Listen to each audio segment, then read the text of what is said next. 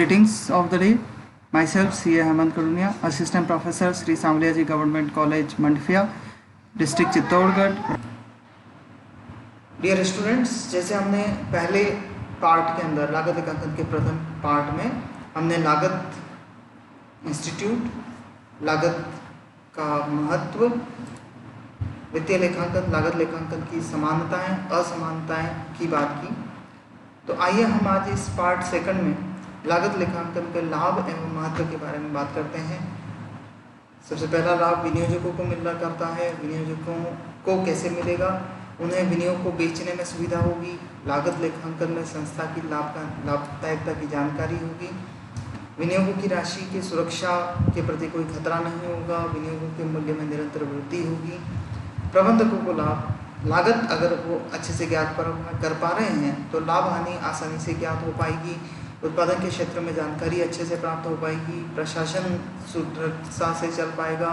लेखांकन आसानी से हो पाएगा. सामान्य निर्णय आसानी से लिए जा सकेंगे. विक्रय एवं वितरण के क्षेत्र में भी उन्हें बहुत सुविधाएं मिलेगी. जहाँ तक बात है लाभ की कर्मचारियों को, तो कर्मचारियों को लाभ होगा. उत्तम वातावरण का निर्माण होगा. उचित मजदूरी और बोनस का भुगतान होगा. रुचि के अनुसार कार्य का विभाजन संभव हो पाएगा. मानसिक संतोष कर्मचारियों को मिल पाएगा. अगला लाभ उपभोक्ताओं की बात करें तो लागत अगर सही ढंग से ज्ञात की जाती है तो न्यूनतम मूल्य पर माल मिल पाएगा. औद्योगिक स्थिरता होगी. सरकार को लाभ होगा. मुनाफाखोरी पर नियंत्रण, बड़ी योजनाओं का क्रियान्वयन, जनता को उचित मूल्य पर वस्तु का उपलब्ध हो पाना. अब हम आते हैं लागत लेखांकन की सीमाओं पर. इस विधि को अपनाने में खर्चे बहुत अधिक होते हैं क्योंकि हमें लागत लेखांकन अलग से करना होगा, अलग से रिकॉर्ड रखने होंगे, अलग से खाते रखने होंगे और इस केस में हमें एक्स्ट्रा खर्चा करना होगा. व्यापारिक एवं औद्योगिक क्षेत्र में इस विधि की कोई उपयोगिता नहीं है. प्रत्येक प्रकार के उद्योगों के लिए कोई उपयोगी नहीं, सभी के लिए उपयोगी नहीं है. अनेक उद्योग इस विधि को अपनाने के बावजूद असफल हो जाते हैं. लागत लेखांकन विधि अपनाने से कार्यों में अनावश्यक वृद्धि हो जाती है. इसके परिणाम विश्वसनीय नहीं होते. अपनाने में निरस्ता रहती है. लागत लेखांकन मूल्य वृद्धि पर नियंत्रण नहीं कर सकता. लेकिन यहाँ फिर भी मैं एक इम्पोर्टेंट बात कहूँगा कि लागत लेखांकन मैन्युफैक्चरिंग कंसर्न्स के लिए बहुत इम्पोर्टेंस रखा करता है क्योंकि जो व्यक्ति उत्पादन में संलग्न है, जो व्यक्ति उत्पादन करवा रहा है, उसे ये अच्छे से पता होना चाहिए कि लागत में कमी कहाँ की जा सकती है क्योंकि विक्रय मूल्य हमेशा बड़ापन आसान नहीं होता. लागत को कम किया जा सकता है. लागत के सभी कॉर्नर्स को देखकर अगर लागत कम की जा सके तो संस्था के लिए बहुत महत्वपूर्ण होता है. आदर्श लागत लेखांकन के तत्वों की बात करें तो ये कुछ तत्व हैं. लोचशील होनी चाहिए, सरल, अनुकूल, मितव्ययी, शुद्धता, तुलनात्मकता, वित्तीय लेखों से मिलान संभव, व्यय भार मापना, प्रति इकाई लागत की जानकारी, लेखांकन कार्य के लिए सहयोग एवं समर्थन. आज के इस पार्ट के अंतिम पार्ट जो हम कहें, हमें ये कुछ लागत लेखांकन हेतु जो अलग अलग उद्योग हैं उनकी इकाइयों के बारे में जानकारी होनी चाहिए कि जैसे पेपर इंडस्ट्री है, पेपर उद्योग है, उसमें पर रिम चला करती है. जो हम एक रिम खरीदते हैं 500 पेज की, उस रिम के आधार पर पेपर इंडस्ट्री चलती है. स्टील उद्योग पर टन में चला करता है. केबल उद्योग पर मीटर चलता है. सीमेंट पर टन या पर कट्टा पर बेग मिला आपको करता है.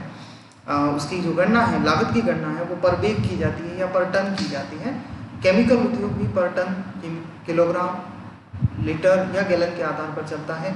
ईंटों की बात करें तो आपने ध्यान दिया होगा मार्केट में जब हम कभी ईंट खरीदने जाते हैं तो वो हमें 5,000 या 6,000 रुपये रेट बताता है. तो वो 6,000 रुपये की एक ईंट नहीं होती, 6,000 रुपये की 1,000 ईंटें आएंगी.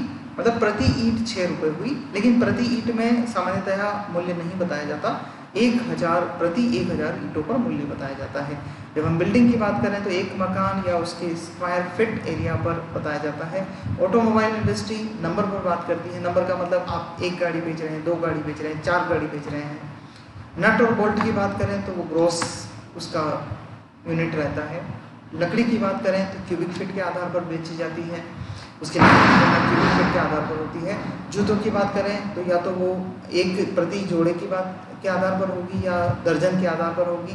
पेंसिल्स हमें दर्जन में मिला करती है. कॉटन या जूट बेल की यूनिट होती है. वेल यूनिट होती है। कारपेट्स अगर हम बात करें तो स्क्वायर यार्ड के आधार पर यूनिट होती है।